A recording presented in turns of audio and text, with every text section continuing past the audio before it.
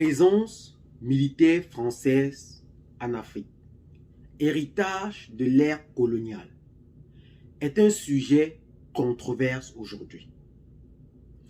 Plusieurs pays ont remis en cause cette présence des troupes françaises en Afrique, allant jusqu'à exiger non seulement le départ de ces troupes françaises, mais la fermeture de toutes les bases françaises sur leur sol, comme le Mali, le Burkina et le Niger.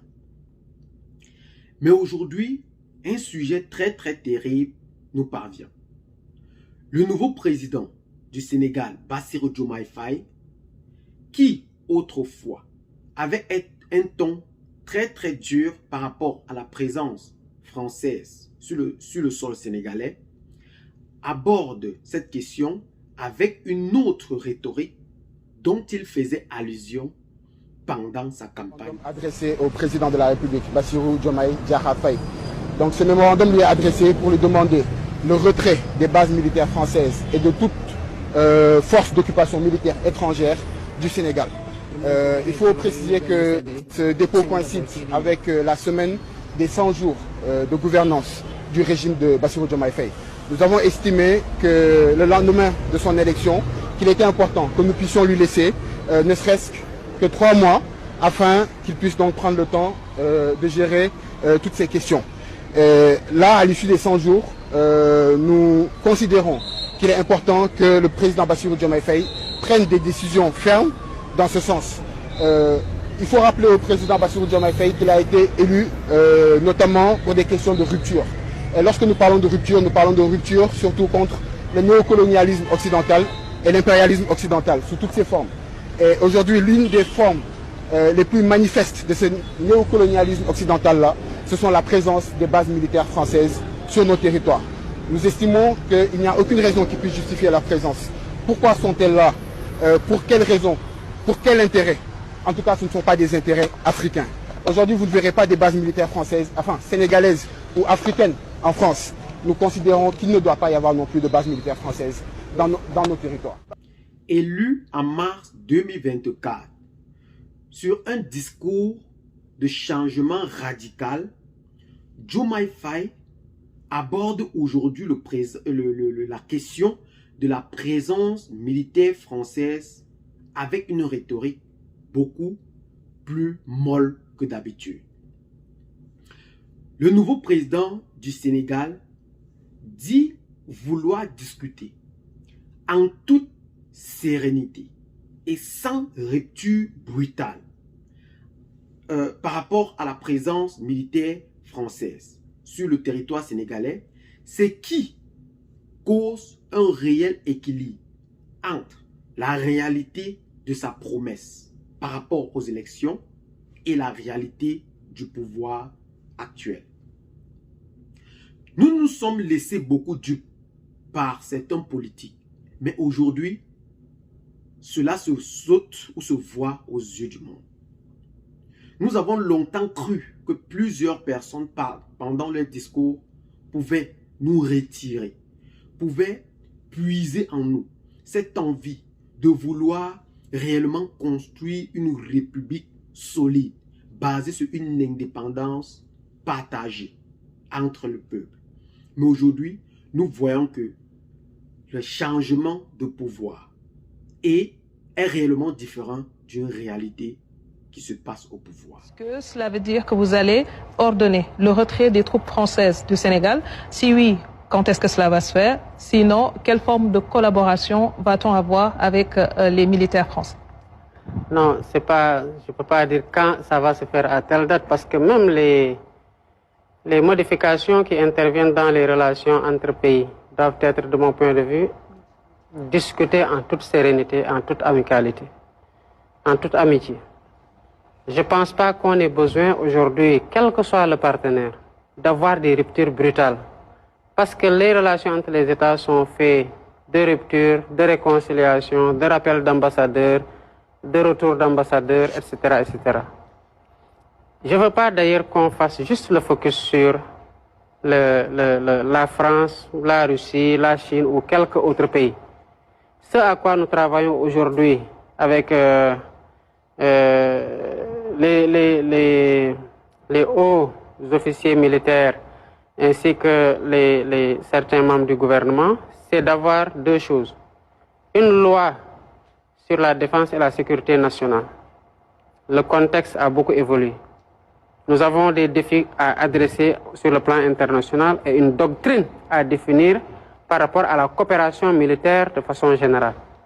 Mais tout le monde sait que nous sommes des souverainistes et dans la conquête de ces souverainetés, je ne dirais pas de la souveraineté, parce que c'est une souveraineté économique, alimentaire, pharmaceutique, numérique, militaire et tout ce qu'on veut. Dans la conquête de cette souveraineté-là, il n'y a rien qu'on ménagera comme effort pour atteindre cette souveraineté-là. Lors de mon séjour à Paris, j'ai pu aborder certaines questions avec le président français. Évidemment, cette question-là était à l'ordre du jour. Mais il se trouve que depuis quelques années, on a institué un séminaire intergouvernemental entre la France et le Sénégal. Les deux parties sont en train de travailler sur tous les accords qui nous lient, qu'il s'agisse des accords militaires, des conventions fiscales ou d'autres accords ou projets sur lesquels nous coopérons. Et quand cette commission-là viendra, nous travaillerons à identifier ce qui doit évoluer, ce qui doit être renforcé, ce qui doit être délaissé. Et cette doctrine-là sur la coopération militaire, elle est définie pour nous, par nous. Et elle sera présentée à tous les autres partenaires qui ont des velléités, en tout cas de présence ou de collaboration avec nous. Le président Diomaye Faye dit vouloir discuter en toute amitié avec la France. Plusieurs personnes voient en lui, excusez-nous pour le terme, un traître, et d'autres voient en lui un homme beaucoup plus prudent. Mais en réalité, cet homme ne cesse d'aller en controverse avec ce qu'il disait par rapport aux élections précédentes. Trop de promesses, trop de mensonges. Aujourd'hui, le visage de Bassirou Diomaye Faye pour apaiser ou pour vouloir donner de l'équilibre à ces élections ou pendant son électorat vient de montrer que la présence française au Sénégal sera beaucoup plus dure pour parler de son départ. Ne vous étonnez réellement pas si plusieurs présidents aujourd'hui n'arrivent pas à concilier souveraineté nationale de leur pays et stratégie géopolitique. Parce que lors de leur campagne, ils se disaient vouloir partir en balade.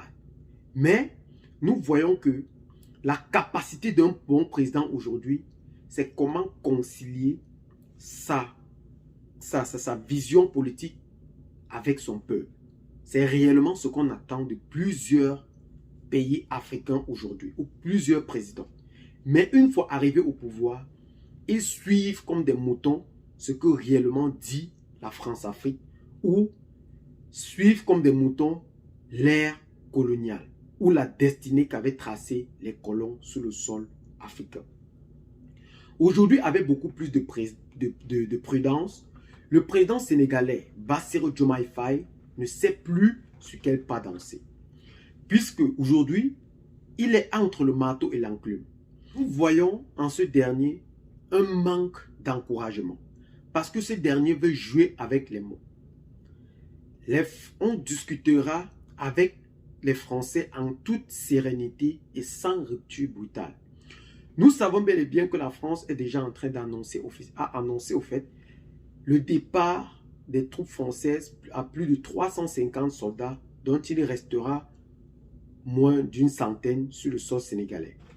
Et le président Diomaye Faye dit pour autant qu'il viendra discuter avec les pays de l'AES pour en réalité permettre un retour de ces dirigeants vers l'organisation sous-régionale qu'est la CEDEAO. Si lui déjà ne parvient pas à remplir ses obligations ou ses promesses qu'il a fait lors de ses électorats, et il veut convaincre d'autres à adhérer à ces idéologies, c'est incroyable puisque lui-même, il est perdu par rapport à sa propre idéologie. Comment convaincre une autre personne de le rejoindre? C'est très triste aujourd'hui du côté du Sénégal. Ce qu'on attendait du président Bassirou Diomaye Faye, ce n'est pas ce qu'il nous présente aujourd'hui en totalité ou en globalité. Ce n'est pas ça. Et c'est réellement ce que nous voyons aujourd'hui de ces dirigeants africains. Lorsqu'il veut accéder au pouvoir, on a tout genre de beaux discours.